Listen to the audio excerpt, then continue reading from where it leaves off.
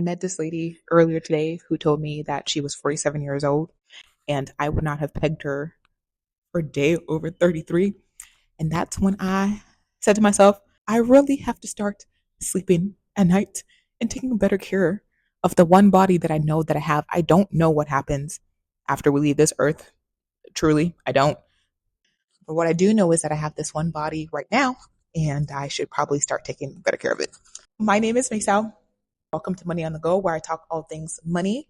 Now, I'm here in Panama, scouting it out to see if this could be my potential new permanent home.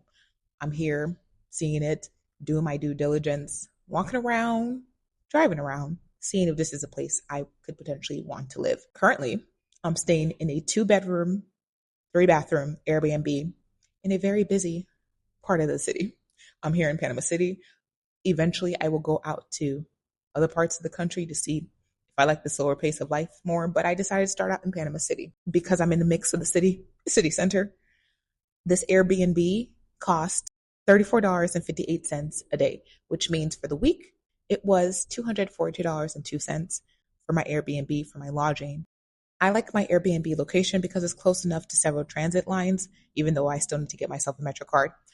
It's close enough to supermarkets. It's close enough to things that I can get to. The total that I spent on groceries for this week in Panama, getting things for the Airbnb, like sponges, a new cutting board, because the one that they had here looked suspicious. I have my degree in microbiology and epidemiology, and I just know enough scary things that I said, I'm going to buy a new one. So the total that I ended up spending on groceries and things for the Airbnb for this week was $95.89. The total that I ended up spending on eating out for week 1 here in Panama City was $63.49. I met up with some of my sorority sisters and the time was had. The total that I spent on Ubers in week 1 was $31.07. Now, I plan to make this cheaper going forward because, like I said, there's public transportation right out the door for a much reasonable price. I also can walk, have walked. But for week 1, that was my price for transportation. The total that I spent on activities was $12.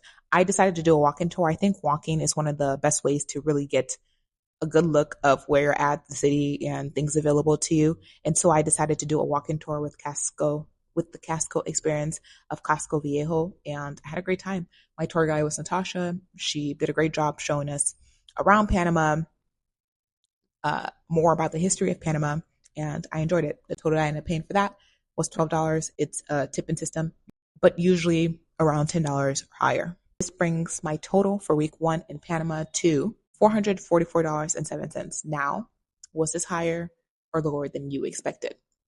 For me, even though I left the United States of America, I still have United States of America bills. For example, my student loans, the gap between my mortgage, my HOA, the property management, the list goes on and on. Moving here to Panama, moving wherever I end up landing, I wanted to make sure that the total cost is going to be less than what I was paying for my mortgage. My goal while living abroad is to keep my cost between the $2,600 and $2,800 range, because that's how much I was paying just for my housing. This is before electricity. This is before internet. This is before water bill, sewer, trash, all those things. My mortgage was over $2,600. So if I can afford my US bills and my new bills and have that be within the budget range, that is the goal for myself. I have been in Panama for 1 week, and I'll have to say I'm really enjoying myself, despite it being rain season. I lived in Arizona before coming here, and so I'm not used to this thing called rain. I'm not used to water coming out of the sky. I'm not used to puddles everywhere. It's been an adjustment. The humidity here also been an adjustment, but hey, you go with the flow. And that's how life has to be, because what am I going to do? Say, change your weather? I don't have any control over that. I am finding my rhythm a bit in the city, and I'm enjoying that for myself. I'm going to be documenting every step of my solo journey abroad. If I decide to stay here in Panama, if I decide to go elsewhere, I will be sharing all the details about that, and most importantly, the cost of such a move. Now, if this sounds like your cup of tea, go ahead and hit that follow button. Go ahead and subscribe to my channel. And until next time.